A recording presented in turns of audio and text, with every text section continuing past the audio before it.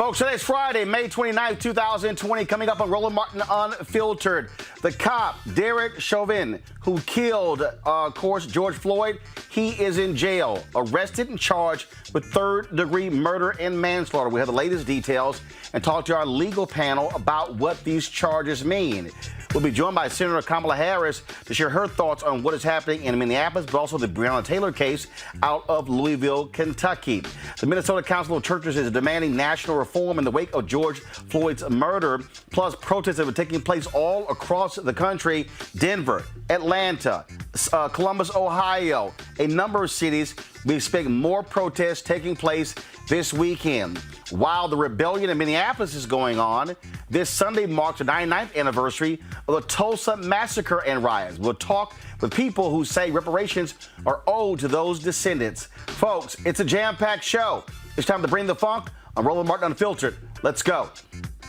He's got it. Whatever the miss, he's on it. Whatever it is, he's got the scoop, the fact, the find. And when it breaks, he's right on time and it's rolling. Best believe he's knowing. Putting it down from sports to news to politics. With entertainment just for kicks, he's rolling. It's on go, y'all. It's Roland Martin, rolling with Roland now. He's funk, he's fresh, he's real, the best, you know he's Roland Martin now.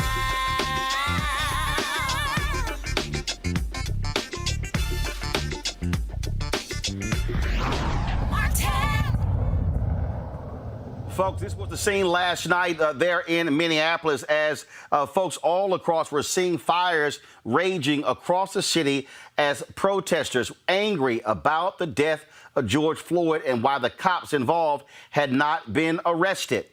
Today, Hennepin County Attorney Mike Freeman, after the disastrous news conference yesterday, which we covered live, where he said nothing, finally came out today and said the cop, Derek Chauvin, the former cop, is arrested and charged with third-degree murder and manslaughter. It's a violation of my ethics to talk. Wrong video. It's wrong video, folks. That was yesterday. Here was today. Good afternoon. I'm Hennepin County Attorney Mike Freeman. I'm here to announce that former Minneapolis police officer Derek Chauvin is in custody. Former Minneapolis police officer Derek Chauvin has been charged by the Hennepin County Attorney's Office with murder and with manslaughter. Questions? Yes, what charge of murder? He has been charged with third-degree murder. We are in the process of continuing to review the evidence. There may be subsequent charges later. I failed to share with you a detailed complaint will be made available to you this afternoon. I didn't want to wait any longer to share the news that he's in custody and has been charged with murder. What about the other three officers involved? The investigation is ongoing. We felt it appropriate to focus on the most dangerous perpetrator. I must say that this case has moved with extraordinary speed. This conduct, this criminal action, took place on Monday evening, May 25th, Memorial Day. I'm speaking to you at 1 o'clock on Friday, May 29th. That's less than 4 days. That's extraordinary. We have never charged a case in that kind of time frame, and we can only charge a case when we have sufficient admissible evidence to prove the case beyond a reasonable doubt. As of right now, we have that. Mike, many people, Give her a follow-up. Go ahead. Many people, including the mayor, have said that any other citizen with the video evidence available would have been arrested and held while awaiting charges earlier. Why didn't that happen in this case? We have charged this case as quickly as sufficient admissible evidence to charge it has been investigated and presented to us. Mike, you were saying yesterday people should be patient on this and take time. What's changed since yesterday and this morning, this afternoon, and now we're seeing murder charges against Chauvin? Fair question. We have now been able to put together the evidence that we need. Even as late as yesterday afternoon, we didn't have all that we needed. We have now found it, and we felt a responsibility to charge this as soon as possible. The Attorney General of Minnesota, Keith Ellison, also spoke today. This is what he had to say. Martin King said many years ago that riot is the way that the unheard get heard. He didn't condone it, but he said to the nation, as a person who always protested peacefully, that don't just dismiss that and ignore it and relegate it to just criminality and bad behavior. Actually ask yourself, what's going on there? And is it something that we as a society absolutely must pay attention to? I think we must pay attention to it. I'd like everyone to recognize the fact that the National Guard just a week ago was administering COVID-19 tests to help people. The presence you see on the street, don't react to them the way you might react to the Minneapolis Police Department. It's not the same group. They have different leadership, different authority, and their job is to try to bring peace and calm back again. Please remember that this is not the group that you associate with unfair conduct. We're going to do some real change. We're not just going to fix the windows and sweep up the glass. We're going to fix the broken, shattered society that leaves so many people behind based on their historical legacy of being in bondage and servitude, then second-class citizenship, and now fraught with disparities from everything from incarceration to housing to wages to everything else. All right, folks, on last night, Donald Trump tweeted this out last night, folks. This is what he said. I can't stand back and watch this happen to a great American city, Minneapolis. A total lack of leadership. Either the very weak radical left mayor Jacob Fry get his act together and bring the city under control, or I will send in the National Guard and get the job done right. And then he made a particular, first of all, he actually appears as if he's actually deleted. No, this is what he said. These thugs are dishonoring the memory of George Floyd, and I won't let that happen. Just spoke to Governor Tim Walz and told him that the military is with him all the way.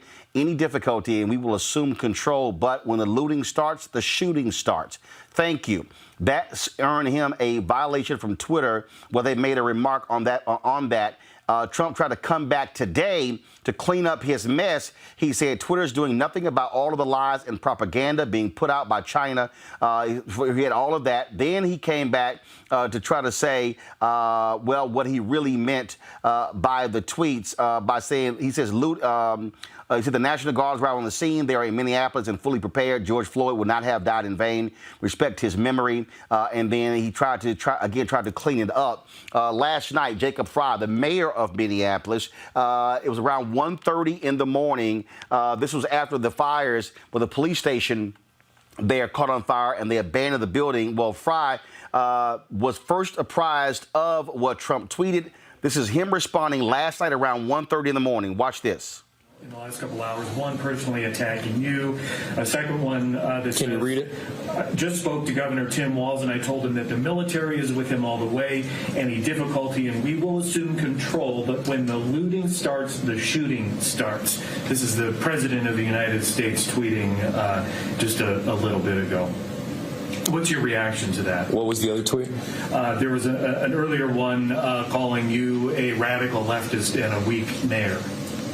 And to get things under control, and I have it here. I can't stand back and watch this happen to a great American city. A total lack of leadership, says the president.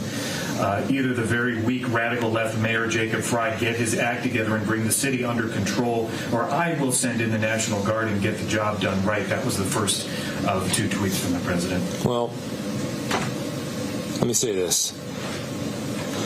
Weakness is refusing to take responsibility for your own actions. Weakness is pointing your finger at somebody else during a time of crisis. Donald Trump knows nothing about the strength of Minneapolis. We are strong as hell. Is this a difficult time period? Yes, but you better be damn sure that we're going to get through this. Mayor, some people have questioned whether you made a conscious decision to let people go into the 3rd precinct and offer an office. Donald Trump held a news conference today, made no mention of George Floyd, only talked about the World Health Organization as well as China. In a news conference today, Chicago Mayor Lori Lightfoot made it perfectly clear how she feels about Donald Trump. Let me say one other thing. Donald Trump's comment last night was profoundly dangerous. And we must stand in firm solidarity and say this is totally unacceptable, no matter who is the speaker. And folks, we see the game he's playing because it's so transparent and he's not very good at it. He wants to show failures on the part of Democratic local leaders to throw red meat to his base. His goal is to polarize, to destabilize local government and inflame racist urges. And we can absolutely not let him prevail. And I will code what I really want to say to Donald Trump. It's 2 words. It begins with F and it ends with U.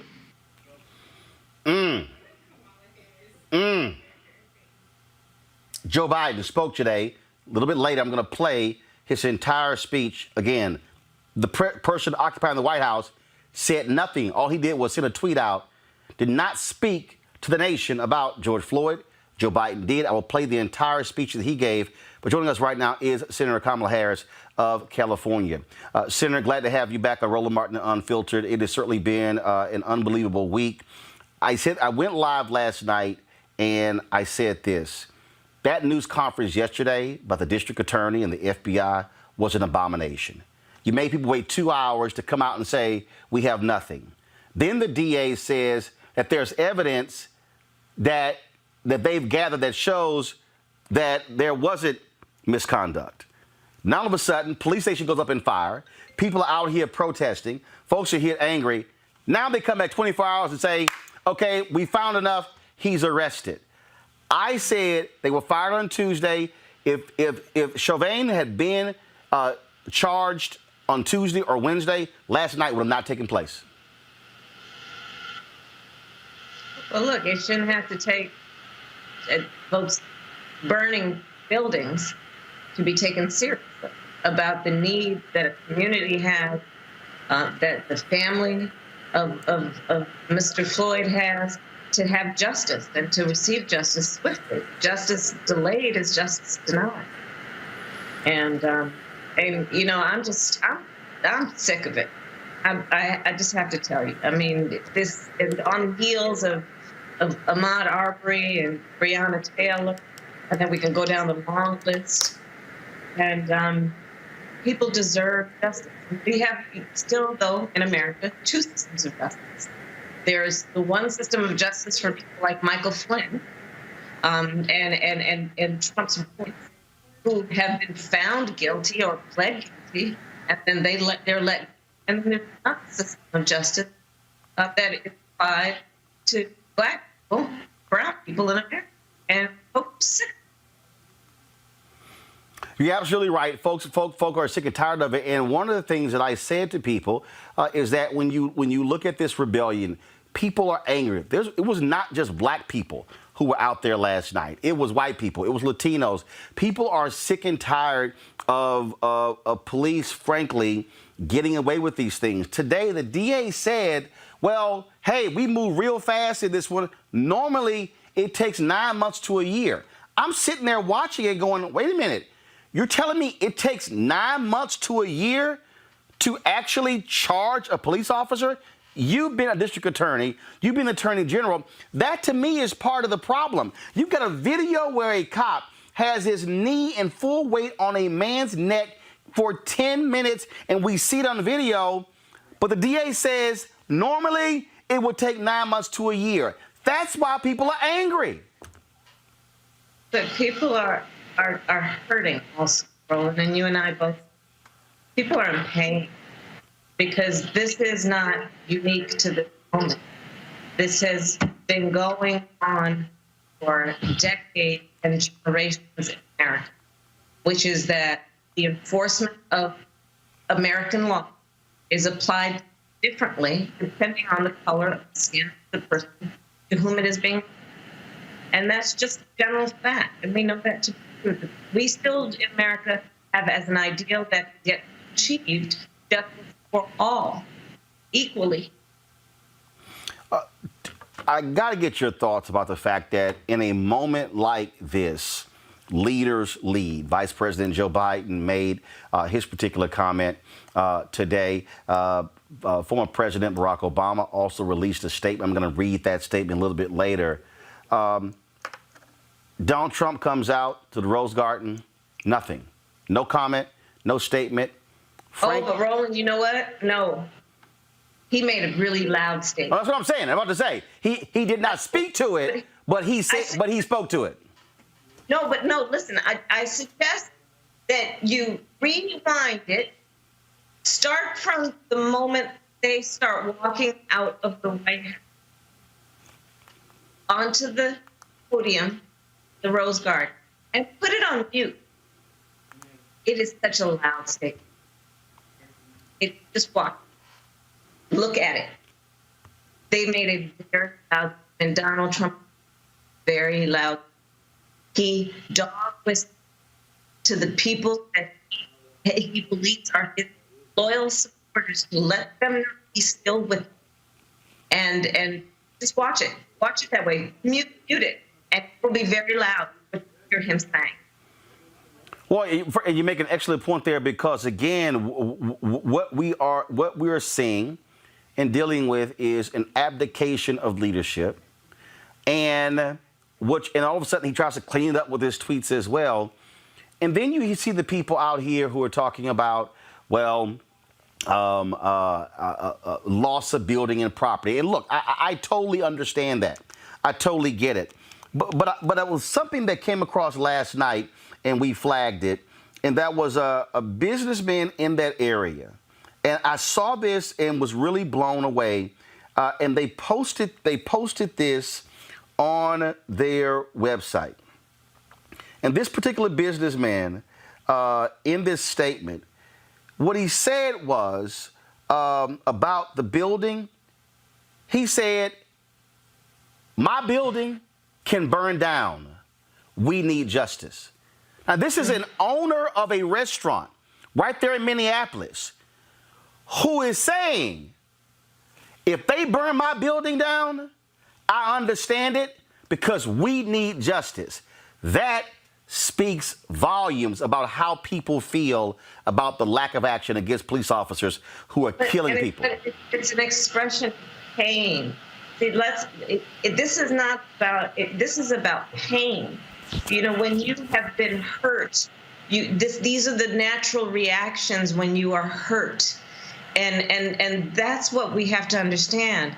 Folks are in pain and have been in pain for a long time because of the injustices, because of the fact that there is black blood staining the sidewalks of America from unarmed black men at the hands of rogue law enforcement officers. And here's the thing. I listen. I believe that the majority of police officers do good work, but bad cops need to go to jail. We need to have that clear as a priority for all of us. Bad police officers are not in the best interest of law enforcement in America. Not to mention, bad police officers do things like what we just saw happen to George Floyd. Earlier today, I asked someone who was tweeted something, and they said, this woman tweeted, you had said something, I retweeted it, and a woman said, you need to take a seat. My response was, her response was, you need to sit this one out because we need action. My response was, well, don't you think you want a senator to actually be in it, to take action versus sitting it out? And so for the people who are asking, what should be done on the federal level? Because you're operating on the federal level, and what should be done on the state level? As somebody who's been a DA, who's been an attorney general, and now a senator, what actions do we need to be fighting for to ensure these things don't happen again? I can tell you a number of things. And first of all, the fact that we are still having these conversations after Rodney King almost 30 years ago speaks to the fact that there's been a lot of talk about a lot of this, but we still have not achieved the goal, which is that brown Black men should not be killed. And so here's what we need to do. Demand independent investigation, meaning it should not be the DA's office. I talked about when I was running for president. It should not be the local DA's office. There's independent investigation, police officer duty or kill. There should be a different standard for the use of force by police officers, and it should be a national standard. Roland, right now, in most states, the laws say, well, was it reasonable that that officer used the force that ended up killing somebody? I'm saying, no, that's not the standard. The standard should be, was it necessary to use that? And so creating a standard that actually should be applied, because that's actually the reason to ask, was it necessary? How was it reasonable? Necessary? And then the other thing we need to do is we need to elect Joe Biden, because what we have in Donald Trump is someone who put in death session and now has bill law. And that Department of Justice, the United States Department, has for all intent and purposes stopped doing investigations into pattern practice of bias, of racism, of abuse in police departments. They've also stopped enforcing consent, which are when a court is overlooking the reform that a police department is supposed to do if it's engaged in misconduct. So these are very common things that we should be demanding. And folks have the power in terms of also re-elect, and not only in terms of electing Joe Biden, but also we elect in terms of DA, we elect in terms of sheriff. They make the decisions, and we need to have people in those offices who understand the enormity of their power, the need for them to do justice. All right, Senator Kamala Harris, we certainly appreciate you joining us. Thank you so very much. You take care. All right, thank you. Folks, as I said, Vice President Joe Biden did speak today with regards to last night's rebellion, as well as the decision to charge the cop. This is what Joe Biden said today in a live stream to the country.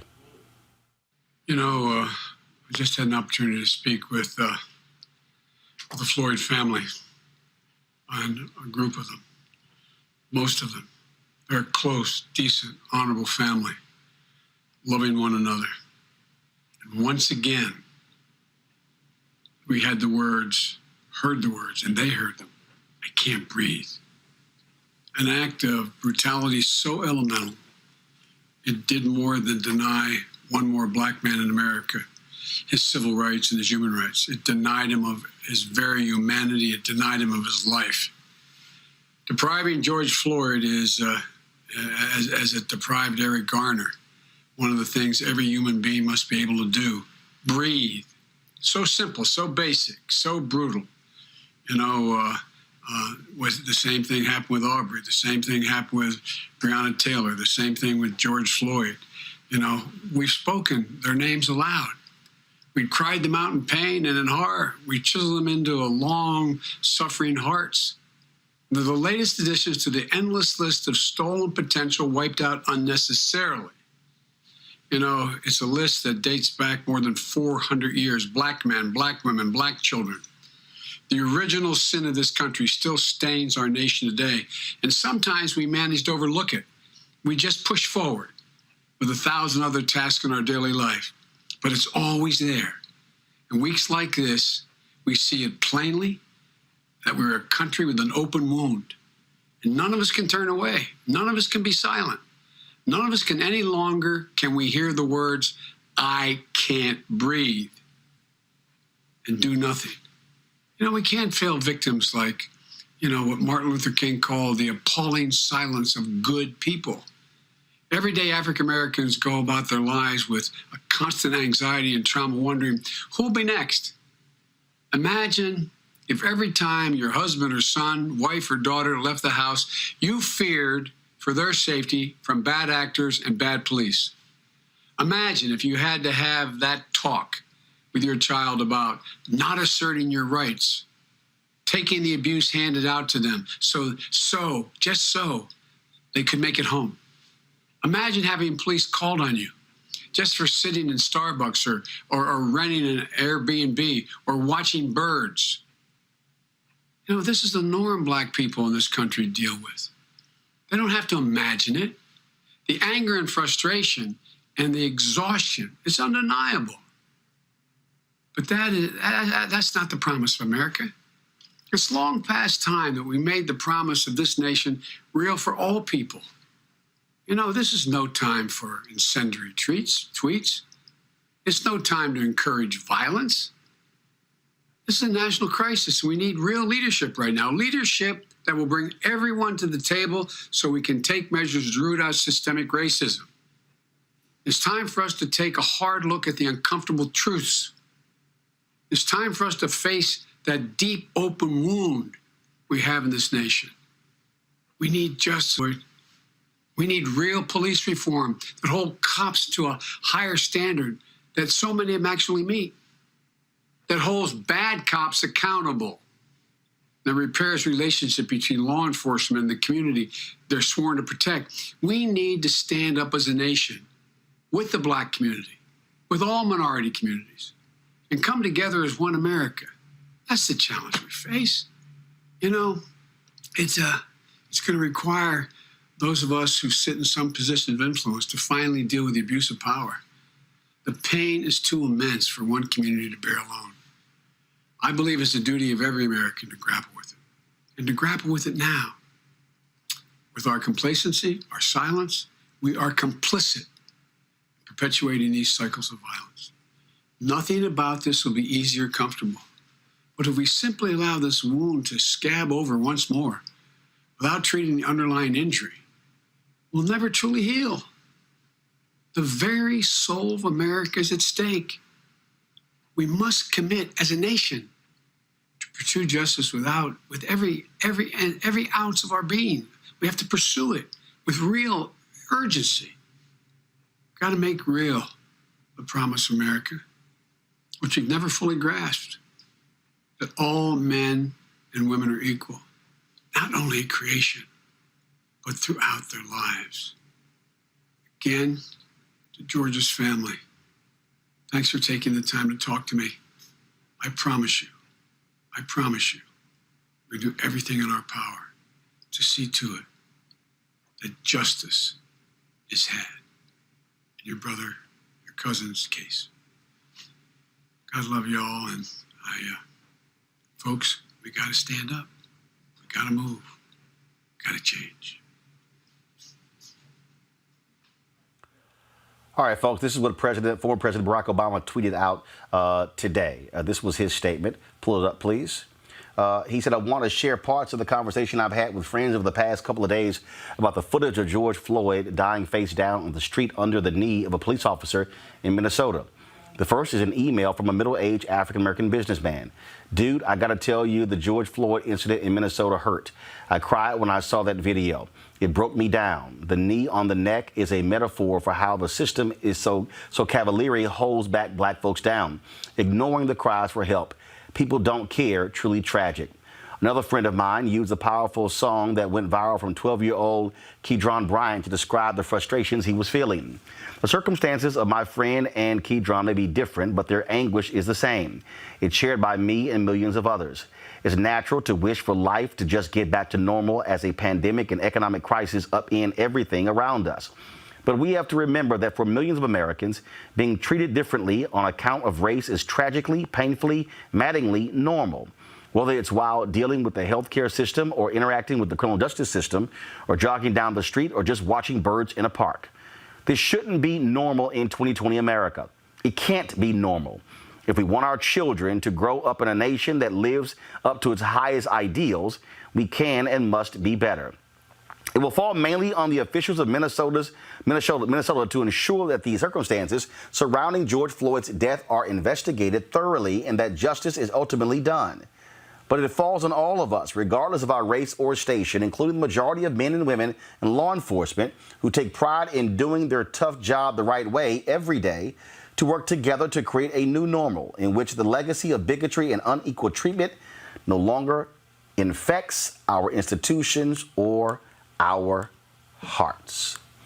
As I said, the former officer who was fired on Tuesday, he has been arrested. Now let's talk about what that means. Joining us is A. Scott Bolden, former chair, National Bar Association Political Action Committee, John Burrett, civil rights attorney, and LaVonda Graham Williams, prosecuting attorney. Scott, I want to start with you. Third-degree murder, manslaughter, but in the charging document, something very strange. They say there was no physical evidence of asphyxiation, but because of prior health issues, that was cause of death. Are we now back at Eric Garner, where George Floyd killed himself?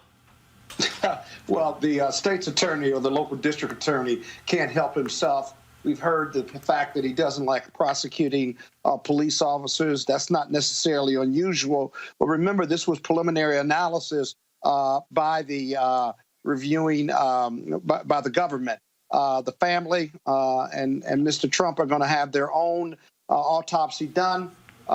And we have to wait and see what the final report says. That is surprising, but nobody trusted either. It doesn't matter whether we all got pre-existing conditions. Give me a break. You sit on my neck, your knee on my neck for 10 minutes, I'm going to have damage. Most police departments train against that, if you will. In Minnesota, certainly, whether it does or does not, this was the result. We watched the life of this man go out of his body under the knee of this police officer who sneered and went back to his business and could care less about what the crowd was narrating. And so the other part that is disturbing, and there can be more charges brought, is that the third-degree murder charge under Minnesota law is depraved indifference. It's not purposeful or intentional, where you form the mens res and you intentionally killed somebody, which is the first-degree charge. Secondly, they're setting this up to be as easy on the police officer as possible, because then they added what we would call in D.C. a lesser included. That is second-degree manslaughter, which is not depraved indifference, but essentially criminal negligence. And so you see what the charges, initially at least, are looking to set up a defense for Chauvin to say that he made a mistake here. He was criminally negligent, but he shouldn't be committing or charged with murder. But you can form the mens rea to intentionally kill somebody within seconds, within moments. And so we've got to hope and keep the pressure on that more charges and the right charges are going to be brought without overcharging, as we've seen in some prior cases. And so the pressure socially and politically, nonviolent, of course, has to be kept. And then the legal pressure has got to be kept in this case, because it's not over. More would be charged. It'd be interesting to see what the other police officers are charged with vis-a-vis conspiracy, the third-degree murder, or assault, because there were at least 3 people that touched him and had their knee on his back at one point. We saw the new video come out. So, Roland, we need to keep watching this. There's more to come.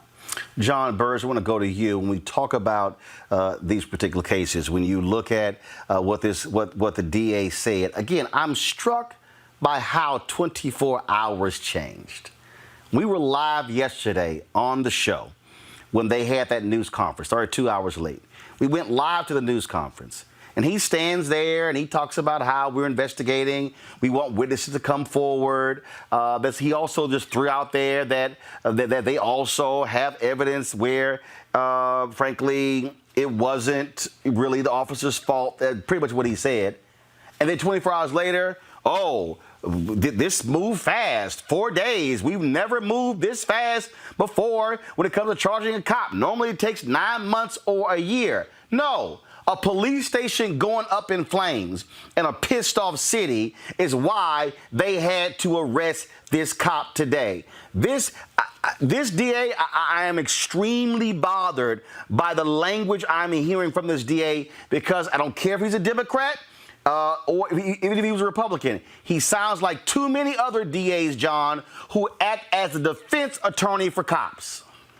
Well, I absolutely agree that this is our view. This is a political decision. And it's because of what you said about all that happened last night and this real fear that the city might go up in smoke. What he had to do today was to find out, give the public a criminal charge of murder. But in his heart of hearts, he does not believe that it's murder. Because once he gave out this whole notion this might be medically induced or it could be something that's unrelated to the physical crushing of his neck, that is a classic defense that's going to be there for involuntary manslaughter. It's a criminal negligence approach that he has taken. And I will tell you that it doesn't matter what the other charges are. The defense lawyers have essentially, having tried cases against these defense lawyers, this is going to be their position, that it was criminal, at most criminal negligence. Because if you look at, they're going to say there was no physical assault on this man. And as a consequence of that, they're going to basically say he had his knee on the neck, he put too much pressure on it, but at the same time, he was not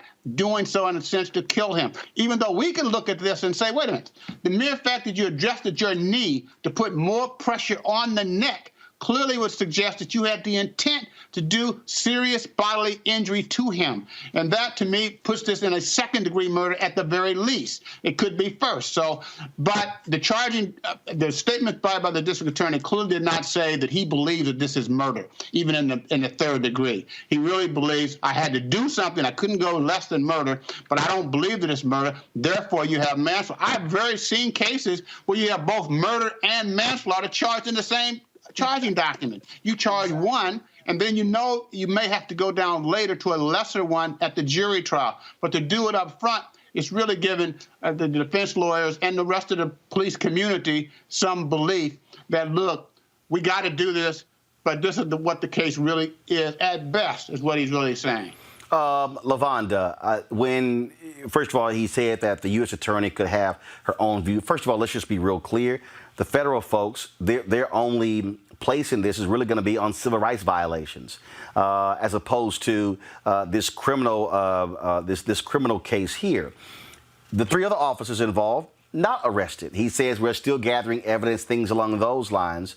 But again, to me, this is a reaction to last night.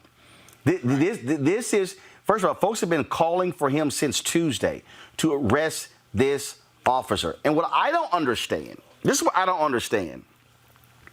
And again, I'm not a lawyer. I've covered enough cases to understand this here. You can arrest the cop on a lower charge and then charge him later. But to allow him to be free, then for the Minneapolis Police Department to surround his house with cops to protect him from protesters gave the impression that we're gonna use city resources to save this guy's butt. And I think that's what pissed people off. Well, they said, nope, if we got to torch this joint, we will to get y'all attention. Roland, you hit the nail on the head with that one, because he has chosen his words very carefully, even the words he chose to put in this criminal complaint. I want to point out that they have used a very exciteful reference to a defense that's been a challenge over the years called excited delirium. You'll notice that when they're talking about the other officers in this case, that one of them references this idea of excited delirium, which is oftentimes a way for the evidence to show that there was something other than misconduct to be the source of the murder in this case. You know, this... Well, if you don't mind, go ahead. Yeah, I've seen excited delirium used in a lot of cases I've been involved in, and it's really a justification for the police officer's conduct. If a person is delirious, they're basically saying they're out of control, and therefore we have to use whatever force is necessary. But if you look at Mr. Floyd walking around, looking at him when he was down on the ground, when he got up and walked across the street, that was not the person of an excited delirium person. He was not acting bizarre. He wasn't saying wild things. So that is just a typical defense that the prosecution, in this case, the defense lawyers will use against the prosecution. Prosecution is well aware. So do not allow yourself to buy into this excited delirium. It is a bogus defense that is often used to justify police conduct.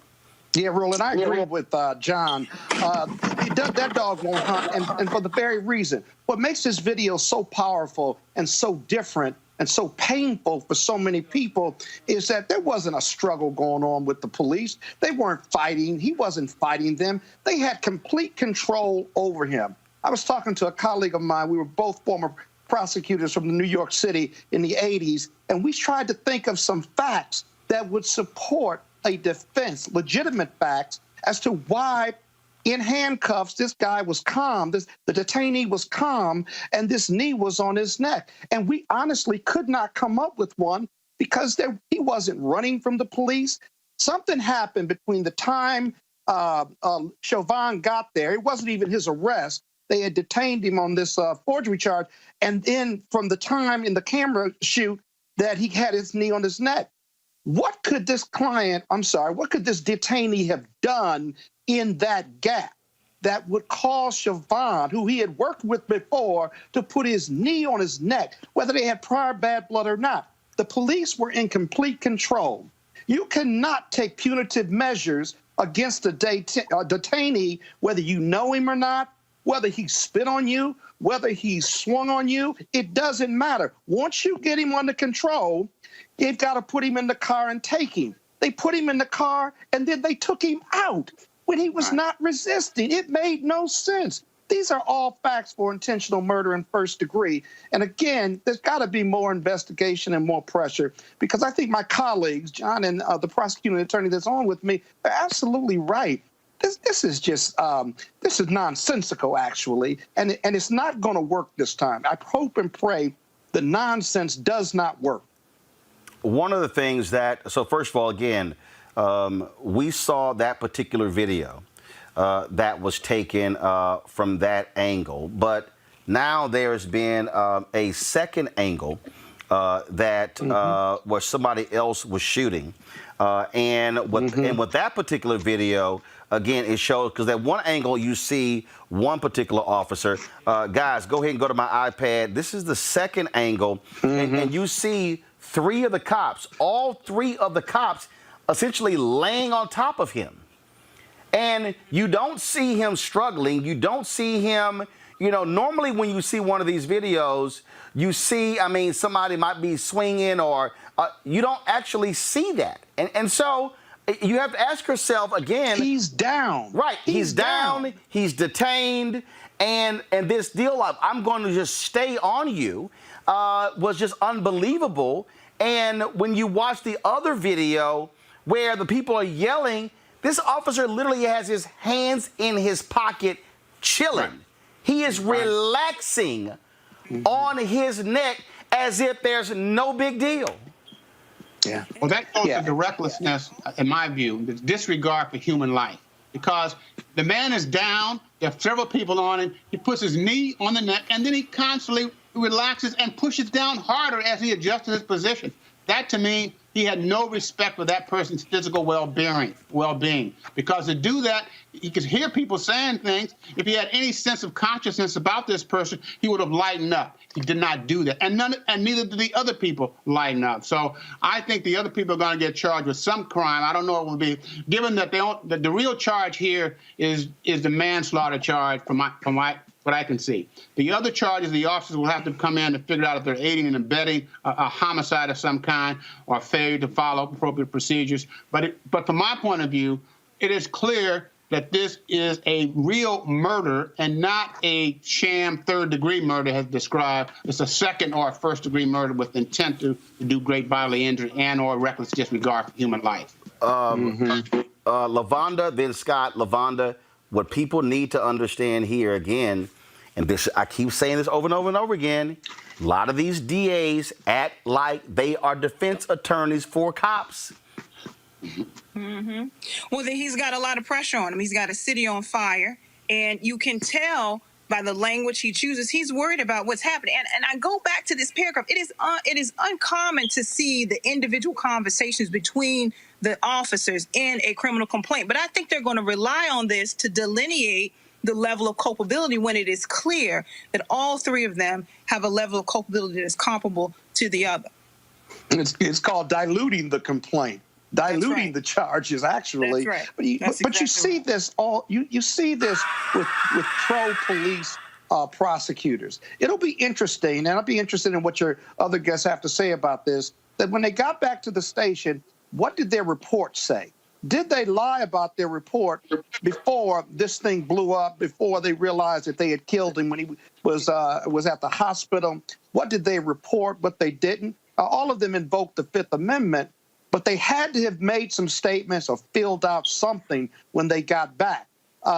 If they didn't, then they were protecting themselves and behind the Blue Shield and the Police Bill of Rights. I don't know whether Minnesota has it or not. We have it in Maryland. We have it in D.C., and that's how they protect themselves. When did they talk to the police? What were those statements made within 72 hours of this arrest? And so there's a lot more to come here, Roland.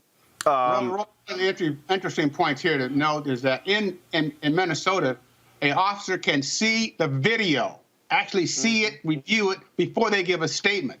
That allows them to get their story together to be consistent with the video, because otherwise, as you know, officers will make up statements, try to fit a particular scenario that supports their lack of culpability. But in this case, they had a chance to see that video. Then it will be still critical to say, how do they explain the individual movements that they each made? Because all these guys were holding them down. They have to offer some explanation as to why they were holding him down and what was he doing. And that's the real crux of what's going to happen here for these other three guys.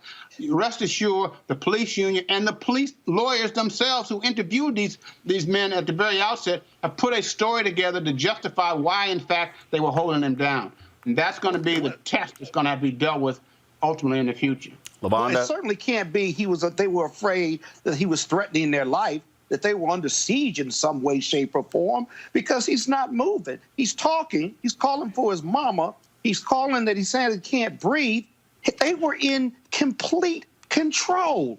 They weren't threatened by this detainee. So what's their story going to be? I don't know, but I keep looking at that video trying to see what is their defense going to be to this nonsense. It's just unbelievable. Guarantee there's going to be one. LaVonda Graham-Williams, John Burris, Scott Bolden, we really appreciate it. Thanks a lot.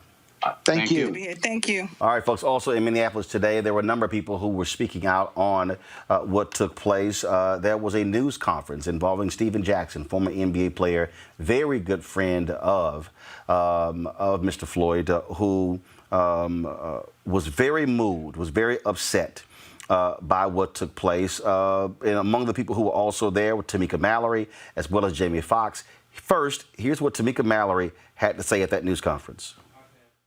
Happening across this nation, and so we are in a state of emergency. Black people are dying in a state of emergency.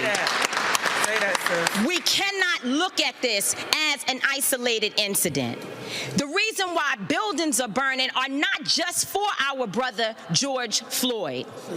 They're burning down because people here in Minnesota are saying to people in New York, to people in California, to people in Memphis, to people all across this nation, enough is enough.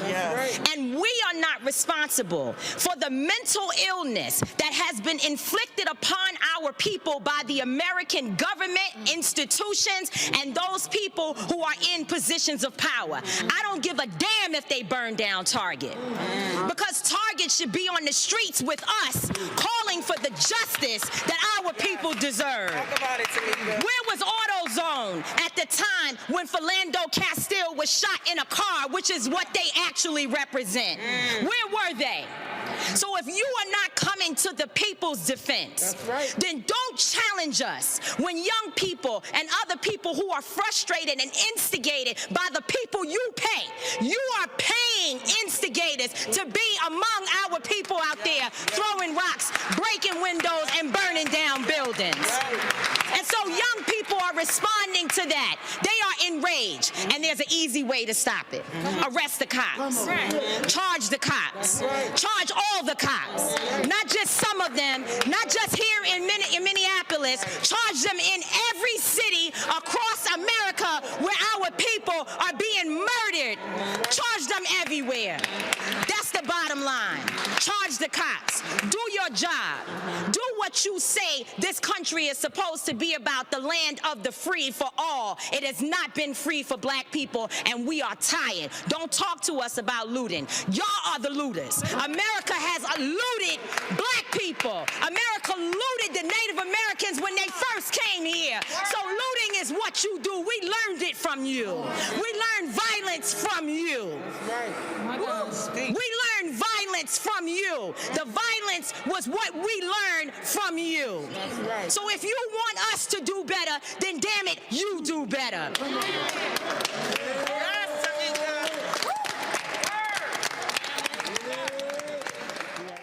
I'm here because they're not going to demean the character of George Floyd. That's right, that's right. My twin. A lot of times when police do things that they know that's wrong, the first thing they try to do is cover it up and bring up your background to make it seem like the bullshit that they did was worthy. When was murder ever worthy? Never. But if it's a black man, it's approved. You can't tell me when that man had his knee on my brother's neck, taking his life away with his hand in his pocket, that smirk on his face didn't say I'm protected. That's right. That's what it is. What we're trying to do is ask questions of why. Why is it when a person who walks into a church, sits down with the parishioners, prays with them, then takes out a gun and causes havoc, and you apprehend them? Right. Right. A white guy. Right.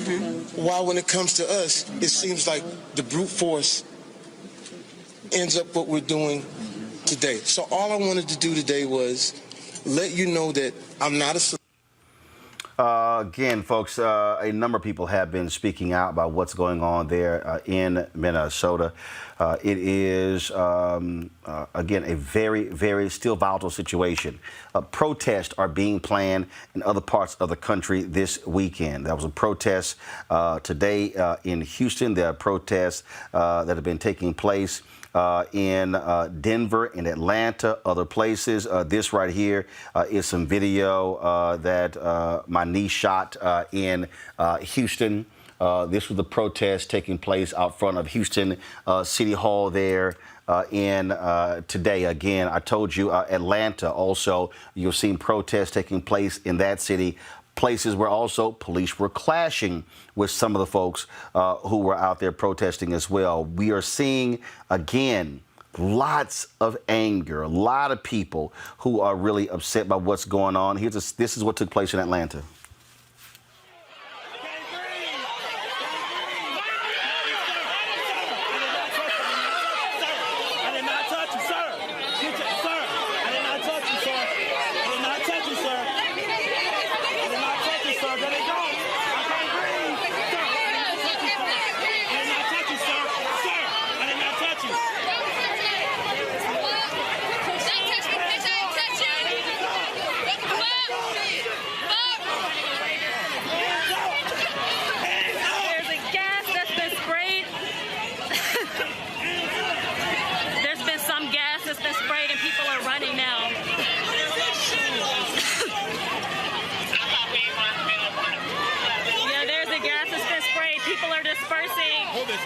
Police are coughing as well.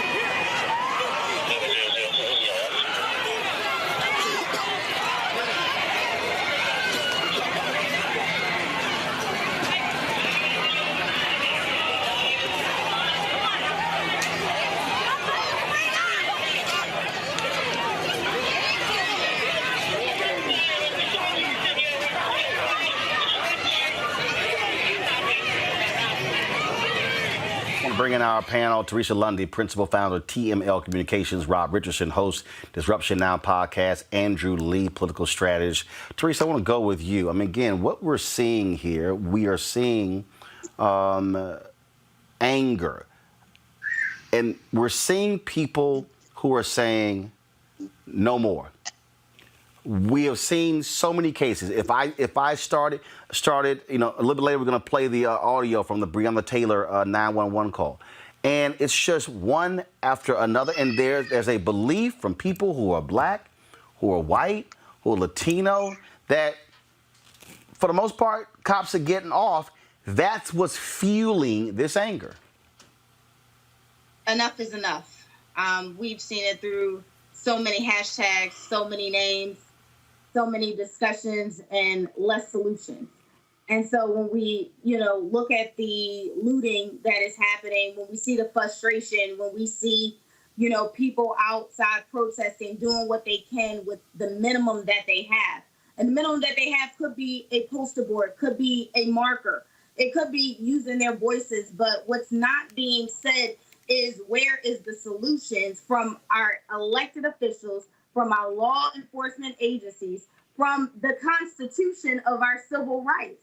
And so it makes it really hard for people to walk hand in hand, for people to say, listen, I need more from our justice system when we don't see justice. So yes, when we say enough is enough, it really has to do with looking at our elected officials, looking at those who say, you are our leader, you are someone who is supposed to stand up for us. So when the frustration is amped up to the highest extent, this is what you're going to get. And so listen, if it happened in Philadelphia today, I'd be right there with them on the front lines. But then I will go back and try to find a solution where we're putting pen to paper and trying to make sure that that doesn't happen here. Andrew, it's very interesting. I have seen, prior to yesterday, a number of conservatives who were outraged by what they saw as well. Then, of course, after last night, things begin to shift. Oh, here we go, tearing up property, arrest these thugs. Trump weighs in as well. But what you're dealing with, though, are people who are saying that at what point do you actually get justice? So how much longer must folks wait for justice? I mean, Roland, this should be beyond party lines. This is, if this were another country, this would be, you know, what America has experienced over the past couple of months. You know, we're living in a third world country. We're seeing erosion of our institutions.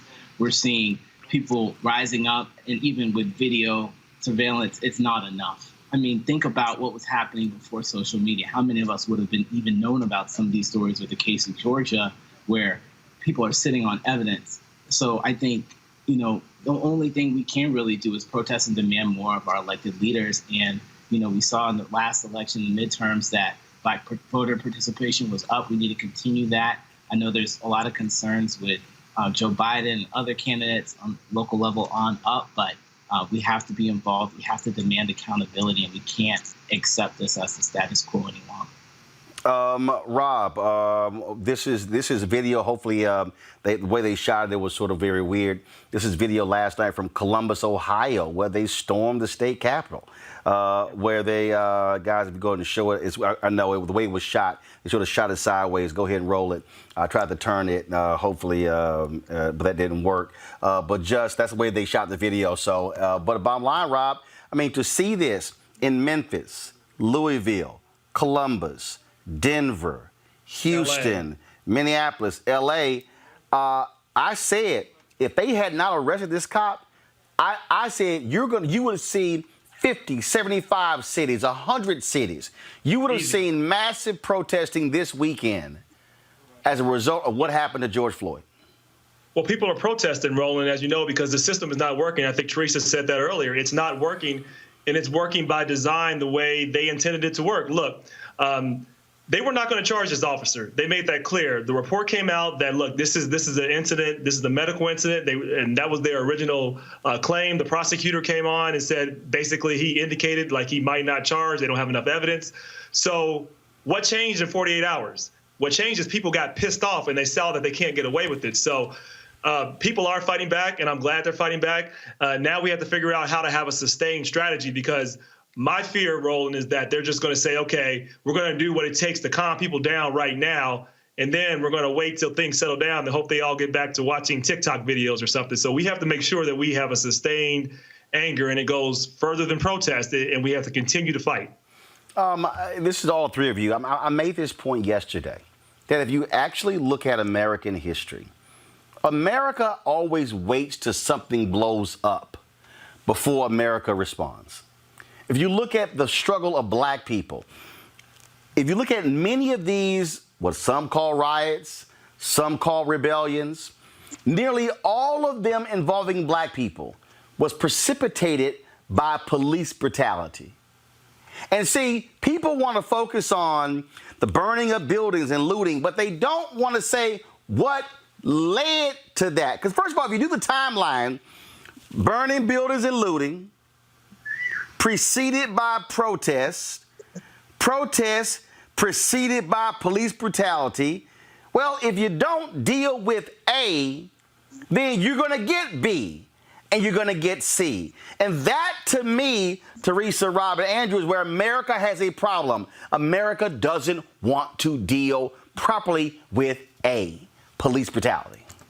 Well, I think they're in denial about it. Andrew first, Teresa, Rob, go.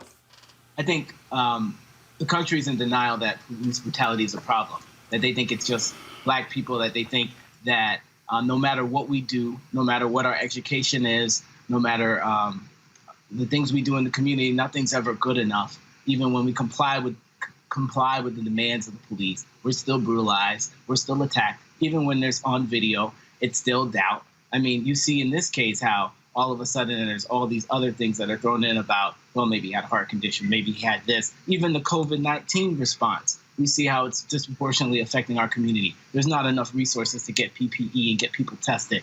I mean, it just goes on, and I think the excuses are ringing hollow, which is part of why you're seeing so many people rising up and protesting throughout the country. Teresa, go ahead. Yeah, and so part of it, I think they're not listening. We have to start being looked at as human beings, as non-essential workers, right? But equally. And so when you have situations where you have a CNN correspondent, African-American, I believe Omar is in the mix of minority. Don't know what it is, so forgive me. He black. Go, don't worry about it. He black. Okay. The Jimenez got me. But earlier, when he got arrested for doing his job after listening to one law enforcement official to move to another section, it's interesting enough, as he stated his claim of who he was, showed his papers, he was the first one arrested. Not the man with the camera in his hand that I'm sure was on his shoulder, not the one that was holding the cord, but Omar, the one who was telling why he was there. And of course, he gets arrested and, thrown off. And again, when we're not looked at as human beings and when we're not being listened to, we have this problem here in this country where we can't find solutions, because if you're not being heard, there's no way you can get to the table. So what people have been doing in order to get laws passed and solutions passed in communities of color, they've been using our white counterparts in order to get things done. And it's unfortunate that we still have to do this decades and decades later in order to get something done. But again, I'm just so over the hashtag. I'm over the non-solutions. I really am. And so I really think, minorities and Black people, we really need to, do something collectively and really show where we are uniting and make sure we're bridging the gap with other people, because for some reason, we're not being heard. You have this, Rob, in Petal, Mississippi. White mayor, Hal Marks, he put a comment out there where he said, if you can talk, you can breathe. Folks there have been protesting. This is actually what took place last night where people addressed the city council. Because I'm one to say that I respect police, but I've also been put in situations where I've been left to not have trust for them. I've been demeaned by police officers. If there is one police officer that is not the right person for the job. If there is one police officer that has a moment where he could kill somebody, you have let him know that it is okay. You let him know it's okay. You let him know he's got a protector. Get up. You gotta go. You have to go. I don't even want to say nothing else, but you gotta go. You shameful. You get up. Your whole family should be ashamed of you. They are. They should be ashamed of you. Here's what's interesting here, Rob. Of course, the mayor, he decided to fire back. This is what he said.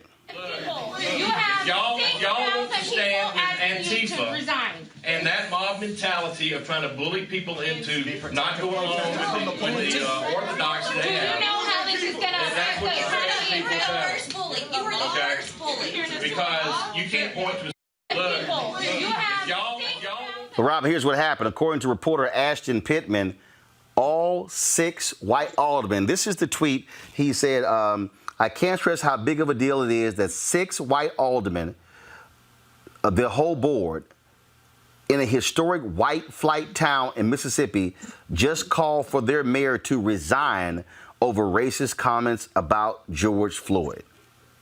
Wow. Well, that tells you, look, we've gotten folks' attention, and now we need to make sure we do something with this moment. And I want to go back to really talking about Minnesota, too, because this guy is clearly a racist. He's clearly an overt idiot. But the problems we have are people that sometimes say that they're with us, but they're really not. Because, look, I look at Minnesota as being a fairly supposed to be progressive town. But that police department has had problems for a really long time. So there are some issues there. And what really disturbs me, they actually have, and I'm reading the policy right now. Rob, you got to remember, one report was done that said most of the cops there don't even live in Minneapolis. Yeah. So when you juxtapose this progressive town, but they're coming from outside of the town, that speaks. And remember, Trump was trying to target Minnesota because Republicans thought outside of the major cities, they said we could win this state. It speaks to a mind. See, so all of a sudden when people start thinking, oh, blue state, no. Don't necessarily assume that. And that doesn't even matter. I mean, blue state, it doesn't even matter. The fact is, in that area, the prosecutor is not doing what they're supposed to. The police force has had a problem for a long time. Lando Castile, this officer alone, I think, had 18 different complaints against him. And Roland, within the police department's protocol, it actually allows them to do unconscious neck restraints. It's in their policies. So they're gonna use that as a defense. They already had it built in to be able to brutalize us. So we have a whole lot of issues that we have to really address. And right now, this whole police department has to be overhauled. The whole system has to change. We need a prosecutor that's actually going to hold them accountable. We don't have that right now. Absolutely. All right, folks, got to go to a break. We come back. We're going to talk about what churches should be doing in Minnesota to address this very issue. We also will talk about Sunday being the 99th anniversary of the Tulsa race riots. All that next right here on Roland Martin Unfiltered. Don't go anywhere. You want to support Roland Martin Unfiltered? Be sure to join our Bring the Funk fan club. Every dollar that you give to us supports our daily digital show. There's only one daily digital show out here that keeps it black and keep it real as Roland Martin Unfiltered. Support the Roland Martin Unfiltered daily digital show by going to RolandMartinUnfiltered.com. Our goal is to get 20,000 of our fans contributing $50 each for the whole year. You can make this possible. RolandMartinUnfiltered.com.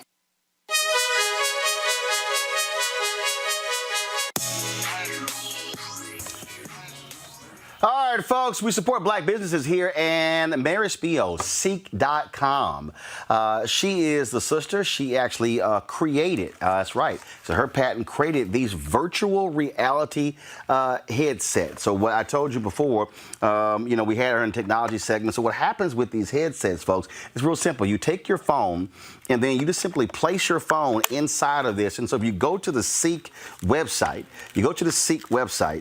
you're able to look at the content, or if you even go to YouTube and you look at their 360-degree videos. And so when you put this headset on, you're able to actually see the video completely. It gives you this virtual reality experience. It puts you actually in the room of an interview or a video that was shot. And so it was really great. And so they have these virtual headsets on their website for sale, but also these great headphones right here. These are 4D 360-degree headphones, an unbelievable sound, pulsating sound. Gamers love these, people who are doing online games, and so she created this headset as well because she wasn't satisfied with what was out there. And so they have a special code for you, and then we get a cut of the proceeds, folks, if you purchase either the VR headset or the headphones. It's right there. It's RMVIP 2020, RMVIP 2020. And so we certainly appreciate partnering with them on this. Many of you, they are very much, they love the feedback that they've gotten from this. And in fact, Mary sent me an email saying she's heard from people from all over the world, from New Zealand and Ivory Coast, who watch Roland Martin Unfiltered and heard me talk about her and her company. And so again, folks, go to Ceek.com, go ahead and roll a video or the slideshow so you can actually take a look at that. You get a great headset here as well as, so that's the VR headset. So you see, you put your camera in and it gives you this virtual reality experience where it puts you literally in the room. And so it's always pretty cool to see those concerts and to see some of the very interesting video there. And so on Ceek.com. And so use the promo code RMVIP 2020. All right, folks, we'll continue our conversation talking about what's happening in Minneapolis. Churches are trying to do their part to get a hold of this situation in order to, one, address the concerns of so many people who are concerned about police brutality that's taking place in that city. And so the Council of Churches there, they're demanding national change. They announced that unless the systemic issues that are the foundation of racism in this country are addressed, we will continue to see more George Floyd. We're going to get Iva Carruthers on with the Sammy DeWitt Proctor Conference in just a moment. But you know, this is important. I think what we're seeing here, Andrew, is this is that moment where the line in the sand is being drawn and people are being challenged, and it's very much, you with us or you with or you're not. Carson Wentz, NFL quarterback of the Eagles, released a statement. David Carr released a statement. You're seeing black athletes challenging their white counterparts, saying, look, y'all gonna sit this one out?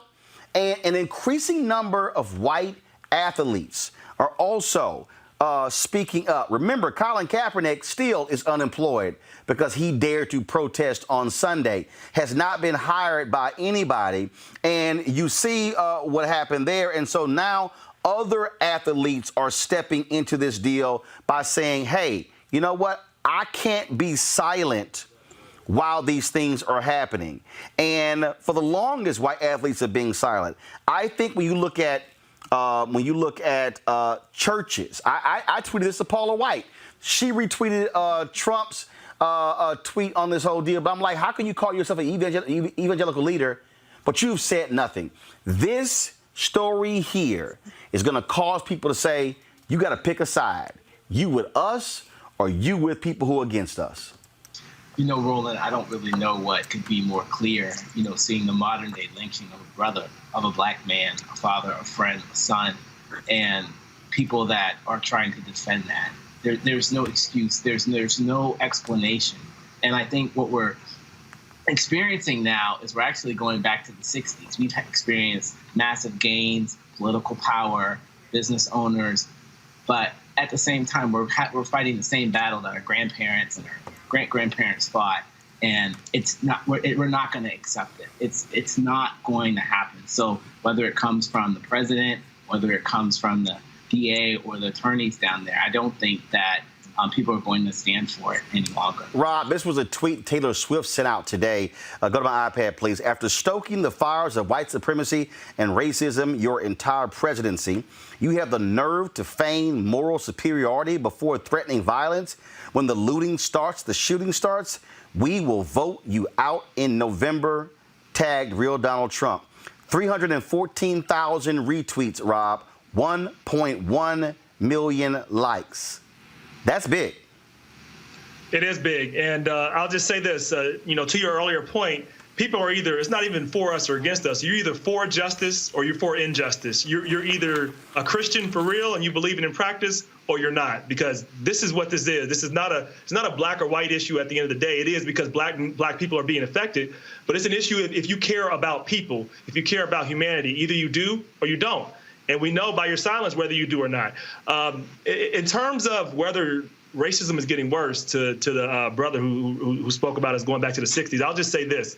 I don't know if it's getting worse. It's just getting filmed now because it's been bad, but now we're seeing it, and hopefully something can come of it. But, so far, it had to take people rising up all over the place in order to get anybody's attention, because I don't think there would have been an arrest unless there were massive protests, unless there was some probably looting. It looks like that looks like that got their attention. It wasn't enough for someone to be murdered. Property had to be destroyed, and that got their attention. Teresa? I'm still waiting for the body cam that was supposed to be given to fellow police officers that I'm sure obviously he didn't have one on. So again, I'm grateful for the bystanders. I'm thankful for the neighbors, the strangers who were there during George Floyd's situation. But we just got to be honest here. When it comes to real justice, justice has to be seen in multiple forms. Justice can't only be told to us. It actually has to be displayed. So I do, feel like we are I feel like we are hiding the fact that we are supposed to showcase justice a little differently. But I just feel like it's just not happening now, and thus we're still in the same predicament as we were decades ago. I want to bring in a couple of guests here. Reverend Dr. Iva Carruthers, General Secretary, Samuel DeWitt Proctor Conference, and Reverend Dr. Curtis DeYoung, Executive Director of the Minnesota Council of Churches. Reverend Young, I want to start with you. What are you hearing from pastors? Are you seeing a biracial, multi-denomination coalition of pastors who are saying enough is enough with what's going on there in Minnesota and across the country when it comes to cops and black folks? Certainly there is a number of pastors here who have engaged on the issue. We have lined up behind the leadership of African-American pastors. In fact, we at the Council of Churches are led by denominational heads from black denominations, so we've already built a structure that works for that. And our white churches are waiting to take orders from black leadership. Now, that's not the entire church, but that's a significant part of the church. Iva, again, this is where religious leaders have to use the power of the pulpit to speak to their members and say, it's time for y'all to get off the sidelines. You can't be silent. Right. If we're going to stand up in our authority as Christians and as people of African descent, it is imperative that we understand that we cannot be on the sideline. And what that looks like is to stand up with the righteous indignation, supporting the kind of voices that Tamika spoke to, and to make sure that we are clear that we can change and must change the conversation. I think there are some very specific ways in which the church is uniquely positioned to change that conversation, Roland. And one of it is I'm sick and tired of people begging the question about black people's humanity. I think it's time for us to talk about what is humanity and who has it and who has demonstrated it.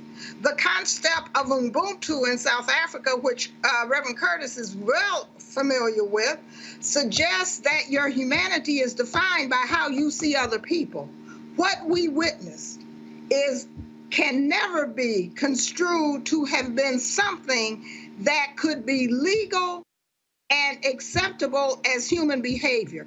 He should have been arrested from the very beginning. We should not even have to be talking about that.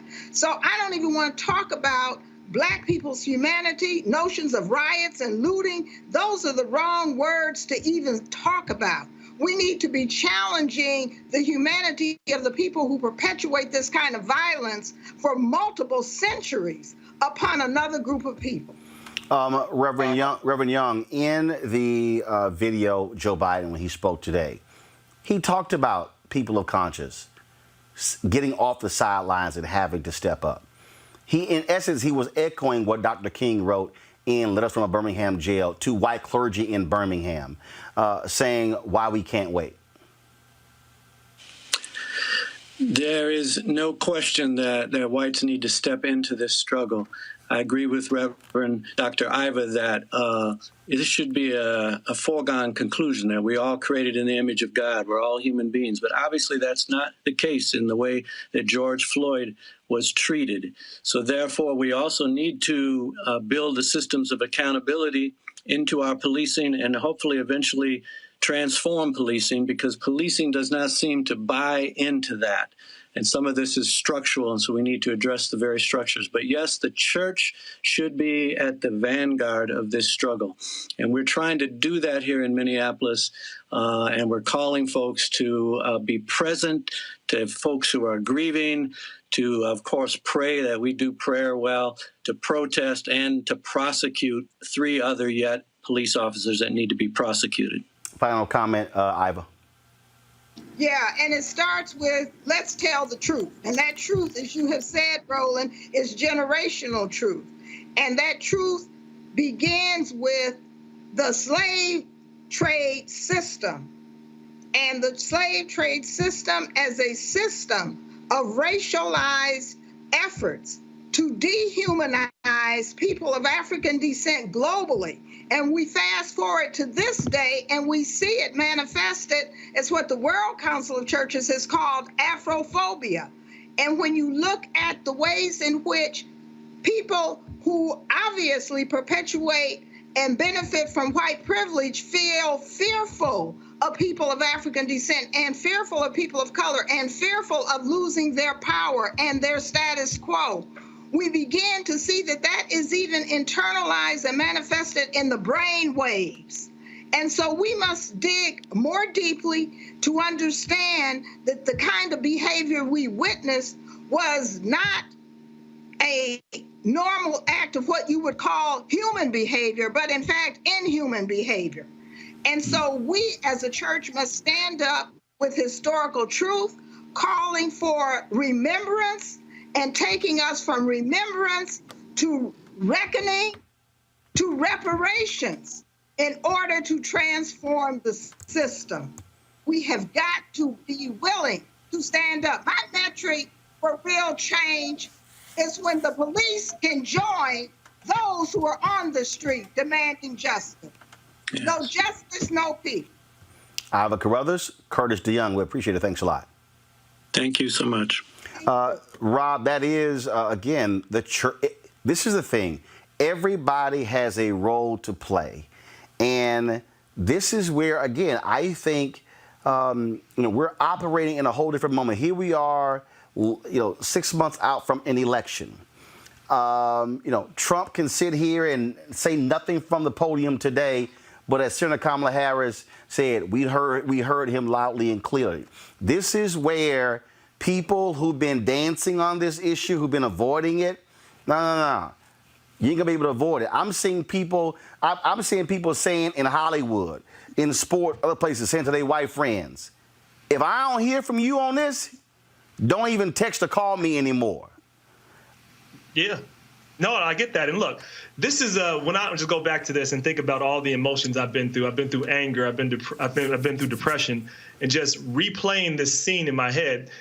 If Roland, you or I had a dog and we put our knee on that dog and the dog started yelping and whining and the dog died, I will make 100% absolute guarantee that you or I would be arrested that moment. And there would be outrage. But you don't even need a hypothetical.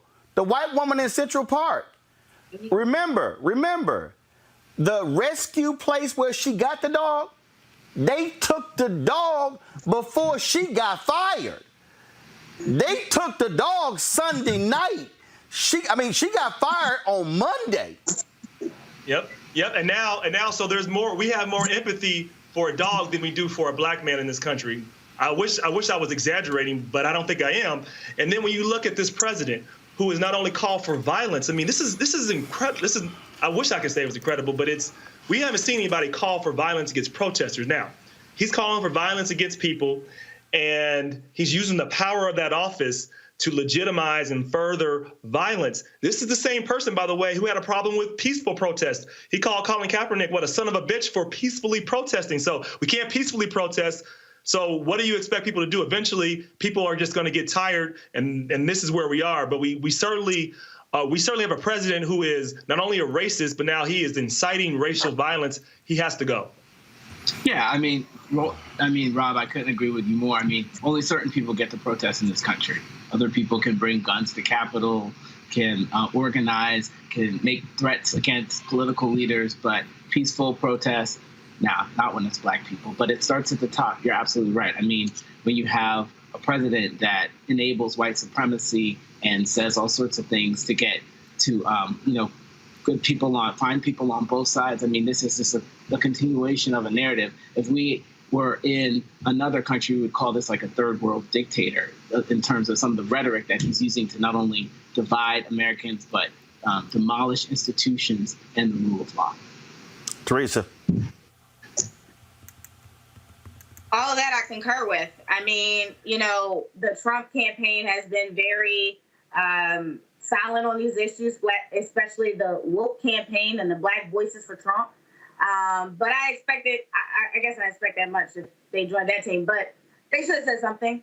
But I also think since they have that much willpower to be next to the president and to be endorsing his standards, something could have been led to give him a nudge like, hey, this is not okay. But I'm hoping all of them, the woke campaign actually does their own, reflection about this could have been me, right? If I wasn't wearing this MAGA hat, if we weren't out 9 months to the election, what would happen, right? What would happen if he's not in office and I'm not on his side? What if that was me, if I was out on these streets not repping POTUS, right? So I think, even on a campaign standpoint, they definitely dropped the ball on that. And everybody that thought that they were woke, especially trying to say, Joe Biden with his "you ain't black" comments. I think this just went down the tubes with their lack of understanding of, what really being black is all about. And, it was very interesting to me when you look at people who are in positions of power and just how they respond. So about a few minutes ago, Mark Zuckerberg dropped this post on Facebook.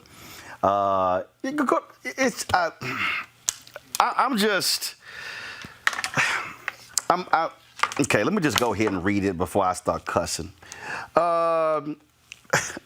This is what he said, y'all. This has been an incredibly tough week after a string of tough weeks. The killing of George Floyd showed yet again that for black people in America, just existing means risking your life. This comes after the killing of Ahmaud Arbery and Breonna Taylor, blah, blah, blah, blah, blah. I've been struggling with how to respond to the president's tweets and posts all day. Personally, I have a visceral negative reaction to this kind of divisive and inflammatory rhetoric. The moment calls for unity and calmness, and we need empathy. But then he goes on to say, but I'm responsible for reacting not just in my personal capacity, but as a leader of an institution committed to free expression.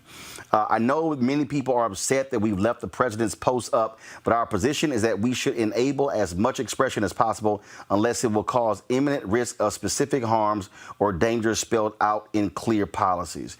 This sounds to me somebody like Rob who realizes that he got his ass kicked, he sounded like a fool yesterday, and Jack Dorsey has shown far more leadership in at least checking, at least putting a fact check on what Trump is saying, as opposed to allowing you to sit there and no fact check whatsoever.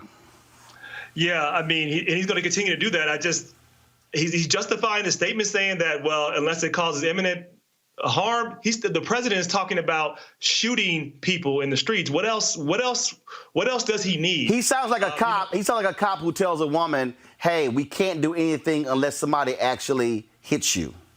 I mean, it's insane. Well, we know where he's leaning, and I'll just say this though, because I want to go back to the political point earlier. We certainly know where conservatives, a lot of conservatives, not all conservatives, but damn near most of them are. They choose to demonize us, and they choose to use it as a political weapon. But we also need Democrats to do better. Let me say this, because it's easy to make it's easy when it's all relative, and the other side is just demonizing us. But I expect when Democrats when Black folks vote for Democrats 90%. I expect better results than in progressive cities like this where this still happens. It doesn't matter that the fact that it's in a blue state, it's in a blue city. It happens still. It happens in New York. It happens in LA. It happens in places where Democrats win all the time. So I also don't want to absolve Democrats of responsibility in this, because this is a system-wide failure that has had bipartisan support, and we need real results. I'm seeing this video here, and the person who truly is, I think he's lost his mind, is Lou Dobbs, who's on Fox Business. He had a brain when he was at CNN. Lou and I used to often talk, used to meet in his office. I was on his show a lot, Andrew. But I don't know what the hell is going through his head right now. So I just saw this post here where they had this segment where, you know what, I'm just going to go ahead and play it, Andrew, and I got to get your thoughts on it. But essentially, Lou Dobbs is blaming the black church for what has happened.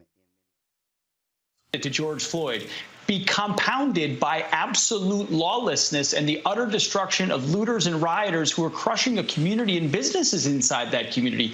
Law and order has to exist for the people who need it the most as well. So maybe with a curfew, maybe with a direct approach, maybe with the National Guard, we'll see the situation come under control. But because they equivocated, we're not direct, we're not clear, and we're not strong, this tragedy has spiraled into something much more dangerous to the community. It's terrible to see. It is terrible, and it is, without question, a tragedy, and also a needless tragedy. But it also, you have to wonder, where are the leaders of the community? Where have they been during city council meetings? Where have they been trying to counsel this inexperienced and untested mayor who is facile and unwilling to stand up like a man and take responsibility in a moment of great sorrow and pain for his community? To see this kind of ignorance unleashed on the streets of Minneapolis because a mayor doesn't have guts, because the city council isn't engaged, because the community there isn't engaged with the city council. Obviously, they have the ability to control their lives with those local power centers. And I don't know where the black churches are. I don't know where the black teachers and leaders are. It is such a failure of community and local government that it's just pathetic. It's been abandonment more than just in the moment where you leave it to be rioted and looted. It's a generation of abandonment because of left-wing policies that have failed that community. And, you know, I want to live, Lou, in the kind of place where if someone's at my Cub Foods, which is what happened, and maybe Come on. First of all, I don't really give a damn about Peter Hegseth. Andrew, here's what I find to be real interesting. Minneapolis is 63.79% white. Black or African American, 19.3%. Asian, 6.13%. Other race, 4.67%. So Lou Dobbs and Peter Hegseth, and talking to white folks on Fox News, because you ain't gonna never see 4 black panelists on Fox News. He just skipped over 64% of the people in Minneapolis. Where are the black churches? Where are the black teachers? No, Lou. Where are white folks like you? That's right. I think that you need to put it right on the doorstep. Lou Dobbs and a lot of the black Republicans and Trump black Republicans and all that, you know, they don't have any say at all in the community. They don't have any relationship to the community. Just like half of the Republican Party that opposed Trump and all of his policies and how he's eviscerating the rule of law, he's firing all the inspector generals. You know, I mean, you can't have it both ways. You can't support a president that breaks the rules for everybody, and then when people rise up and speak out, all of a sudden you have a problem with it. So, yeah, he has no credibility in it. Like anybody who listens to what Lou Dobbs has to say, he's clearly looking over all of the people in Minneapolis, the white folk that actually have a responsibility and an obligation to also speak out against this. That, to me, again, the here, Teresa, are white people in America who want to live in denial, and they act as if they have no role. So where are the black churches? Why haven't y'all gotten with this inexperienced mayor? First of all, Lou, you don't know shit about Minneapolis. You ain't covered nothing in Minneapolis. You just popping off on Fox Business, sound like a damn fool. And Peter Hegseth is just as stupid. Absolutely. I think Lou Dobbs, giving his narrative, and it doesn't look like he actually took the time to actually research the demographics there, one, with the 60% white population. Because if you're asking where the Black churches are, they're probably not in the suburban communities. They're not in the center city downtowns. They're more than likely in the urban areas, of which he probably wasn't going to have any touch points to get their side of the story. It would have been better if he had that type of opinion in order to have a balanced conversation, was to get somebody from the community, to get an elected official, to get a religious leader from that community, so the points can actually look like it was intelligent versus just an opinion that was wrongfully not even researched. Rob, again, white folks in America, look, we know this. We know this experience. The reality is America is still a white country. It is still a majority white country. And if we want to confront what's happening, the reality is that there are more white people who are United States senators. There are more white people who are in the House of Representatives. There are more white governors. There are white state legislatures. There are more white people who are sitting on corporate boards. There are more white people who are sitting over organizations. There are more white folks control the economics in this country when it comes to hedge funds, venture capitalists, when it comes to all of those different things. That is the reality. And so if folks all of a sudden are so concerned about buildings burning down, step your lazy asses up, Rob. Yeah, I would say this. People like to talk about having unity in this moment because it's the easy thing to do, throw it up, calm, unity. But Dr. King, I'm going to paraphrase what he said, but, you can't, unity is not the absence of tension, but it's the presence of justice. We don't have any justice right now. We don't have any truth. So you're not going to have unity. You can't, that's false unity. This call for unity, like, oh, let's all be calm. Let's all be together. Let's all be nice. No, let's actually have a system that works. Let's make sure we respect the lives of everybody and make sure that we say and implement policies to show that Black lives actually do matter. That's what has to change for us to have unity. We have to have real policy change. There has to be an acknowledgement and a change of behavior. That's how you get unity. You don't get unity just by talking about unity and then doing nothing to actually make sure unity happens. Absolutely. All right, folks, got to go to a break. When we come back, we'll talk about this Sunday, 99th anniversary of the Tulsa race riots. Everybody keeps saying, oh, how we need to change these things. What can we learn? It's been 99 years. Oklahoma still has not rightfully paid Black folks back. We'll be back on Roland Unfiltered in a moment.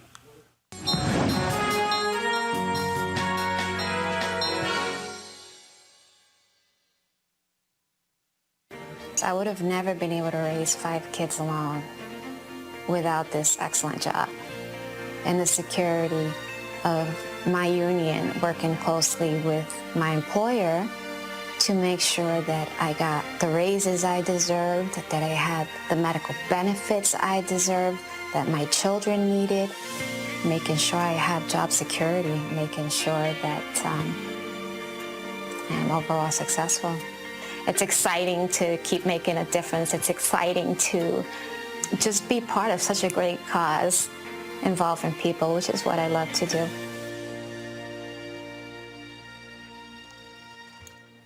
And we want to thank the folks with AFSCME for being a partner here on Roland Martin Unfiltered. Sunday, May 31st, marks the 99 years since the Tulsa, Oklahoma Massacre. It lasted more than 18 hours on May 31st to June 1st, 1921. A white mob attacked residents, homes, and businesses in the predominantly Black Greenwood neighborhood. It remains one of the worst incidents of racial violence in U.S. history, what I will call white domestic terrorism. News reports were largely squelched, despite the fact that hundreds of people were killed and thousands of Black folks left homeless. Joining me now to talk about this is Of course, the attorney there, Demario Simmons, civil rights attorney.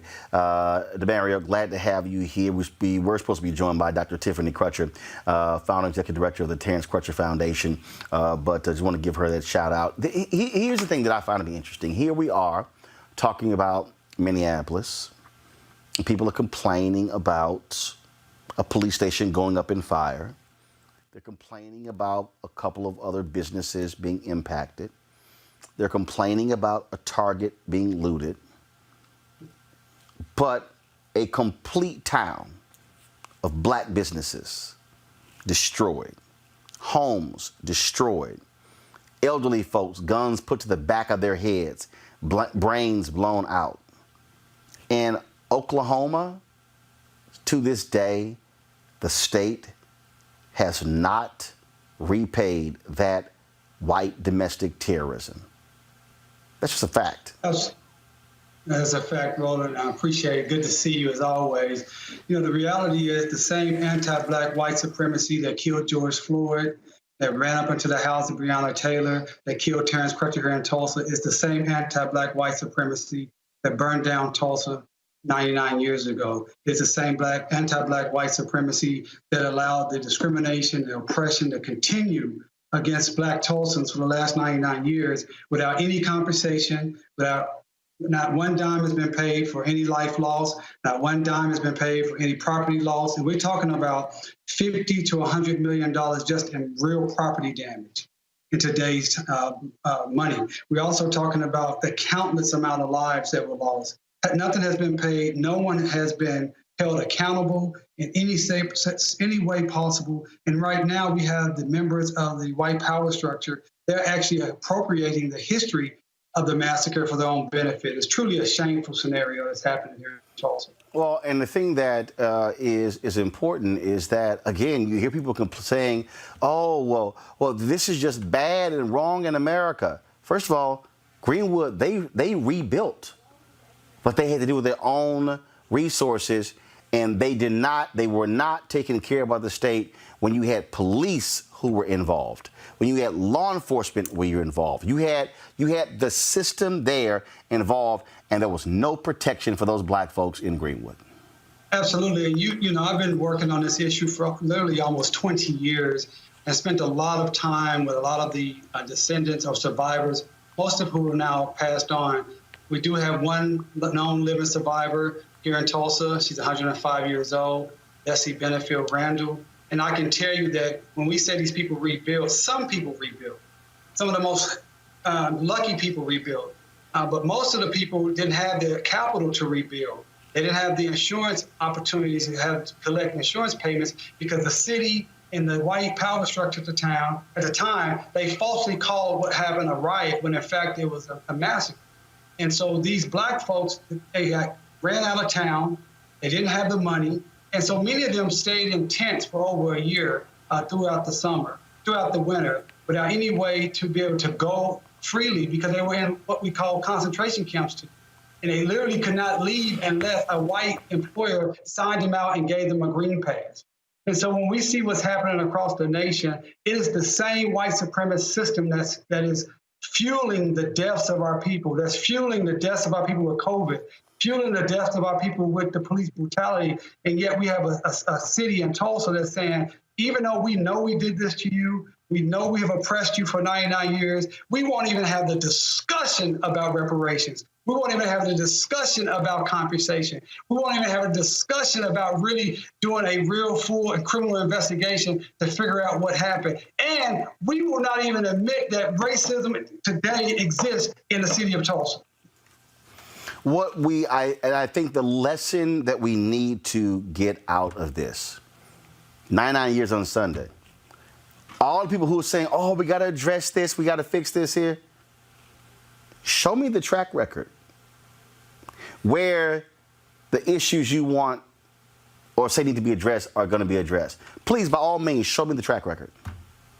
Well, that's what we're going to talk about at our forum this Sunday, and you can go to aclu.org/reparations. We have a tremendous amount of individuals like Byron Stevenson, Equal Justice Institute, Congresswoman Sheila Jackson Lee. We're going to be talking about reparations because we have to understand that our trauma has been ongoing. It's not like something happened a long time ago and it was just over with. Our trauma is ongoing and continuous. We have had a virus that has wrecked this country over the last 3 months called COVID-19, but there has been a virus that has wrecked the Black community over the last 400 years called racism, called white supremacy, and the white power structure. And unfortunately, most whites, as you stated, in Minneapolis, it's a 63% white city. Well, you have to say that most whites in that city obviously have a benefit to white supremacy. They have a religious belief in anti-Black racism and white supremacy. And so that is what we're trying to push through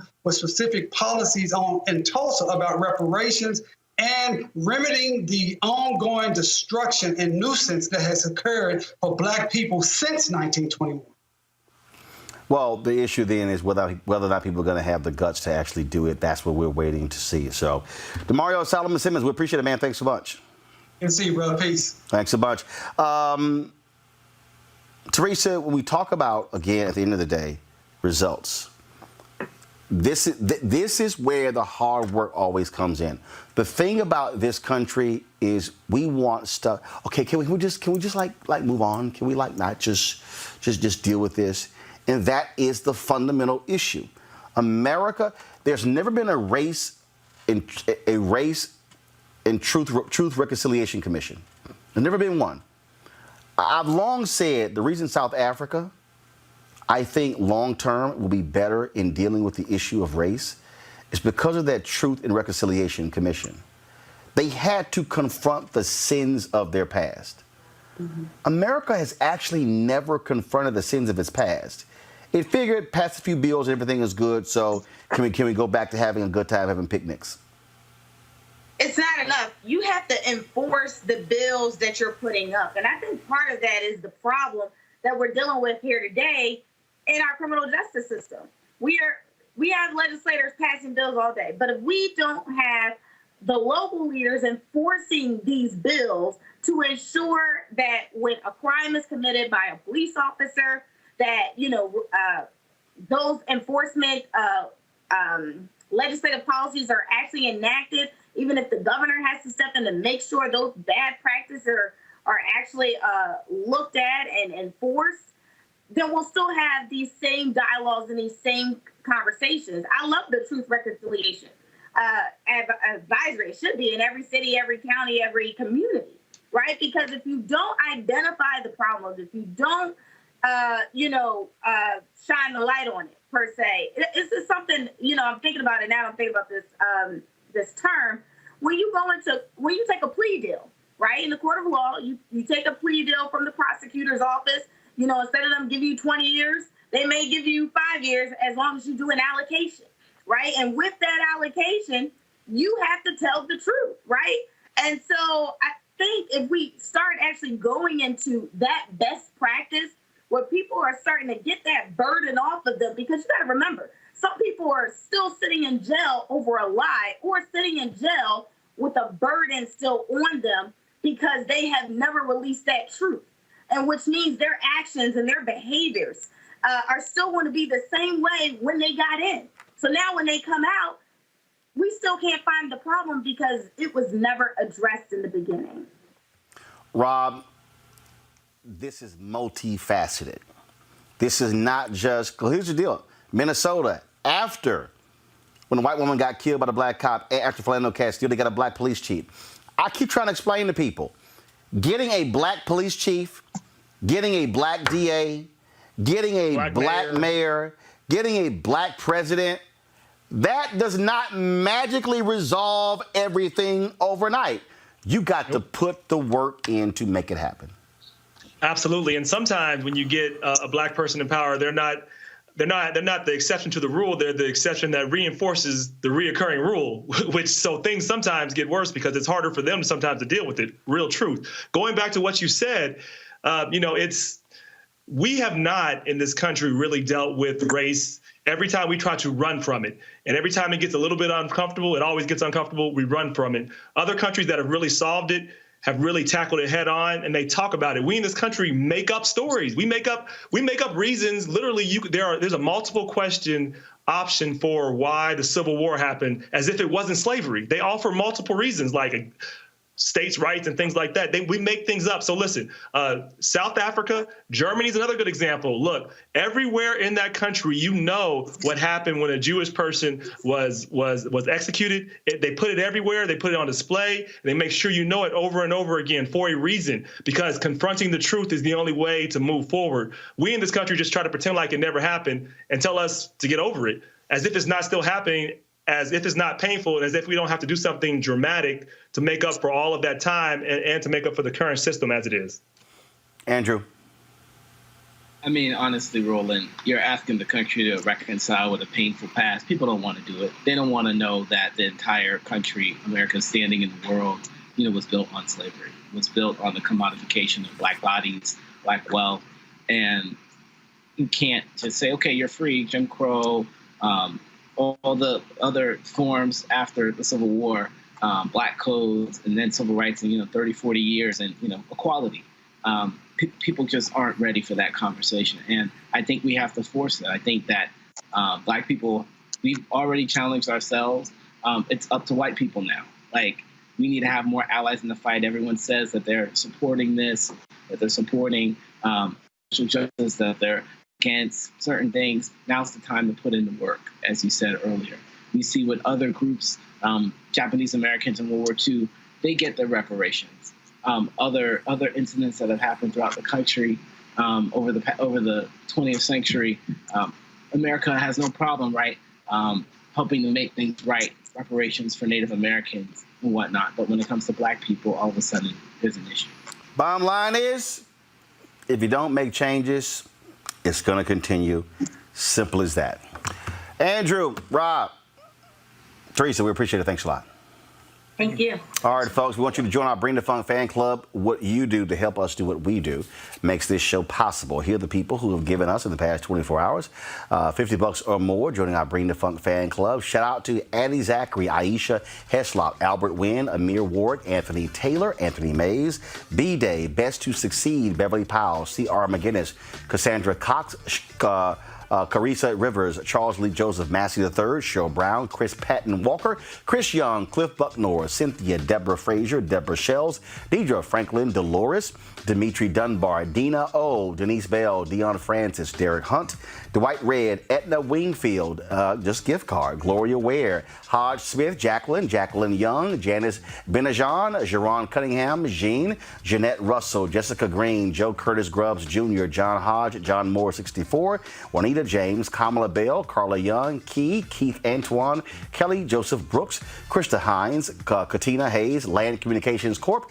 Lavonda Fletcher, Lanice Shahid, Lisa Ward, Lynette Phillips, Marsha Cloud, Marjorie, Maurice Coleman, Michael Clayton, Michael Smith, Michelle Duckett, Michelle Mack, Mona Louise, Monet Jones, Patricia Bryant, Paula Gilliam, Quincy Chapman, Robert Jackson, Rod, Sahira Threats, Sammy Harris, Sammy Walthor, Shamira Watson, Sheila Joseph, Stephanie Freeman, Stephanie Ware, Stephen Johnston, Stuart Spears, Tanya Alexander, Terry Mailer, Timothy Price, and Tyrone Smith. Folks, if you want to join our Bring the Funk fan club, all you got to do is, of course, use Cash App. Pull the graphic up, please. $RM Unfiltered. PayPal. PayPal.me/R Martin Unfiltered. Venmo. Venmo.com/RM Unfiltered. You can also, of course, send us a cashier's check or money order to New Vision Media, Inc., 1625 K Street Northwest, Suite 400, Washington, D.C., 2006. You can go to RolandMartinUnfiltered.com as well. All right, folks, Sunday, Black Women's Roundtable is going to have a Sunday brunch with Regina Bell. And you can check it out right here. We're going to be live streaming it right here on our platform. And so we look forward to that. And so you're going to have some great speakers in addition to Regina Bell singing. So that is the Black Women Roundtable. Their virtual gospel brunch will be, of course, the focus on the United States Census. As I said, you can see here, Regina Bell is going to be singing. Melanie Campbell. You got Michelle is going to be the MC. D. Marshall, as well as DJ Glenn. Lamb. So we'll be live streaming that on Sunday, so check it out. All right, folks, I am wearing, so what you see right here, let me stand up. So y'all might be wondering why I'm wearing this here at the outset. Of course, Gregory Floyd, of course, he went to Jack Yates High School, where I graduated from. He finished in 1993. I finished in 87. So I wanted to wear this shirt for all the folks at Jack Yates from the Trade, 3rd Ward, Texas. And so shout out to him. Folks, y'all can see me tomorrow morning. I'll be rocking another Jack Yates shirt tomorrow morning, 8 a.m. Eastern. I'll be on with Ali Velshi on MSNBC. Folks, take care. Be safe. And look, if you're going to go out there and protest, don't just focus on the protest. Focus on what we do after the protest to make change real. All right, folks, we always end the show every Friday, showing you all the members of our Bring the Funk fan club. We thank all of you for making it possible for us to do what we do. I'll see you guys on Monday. Holla!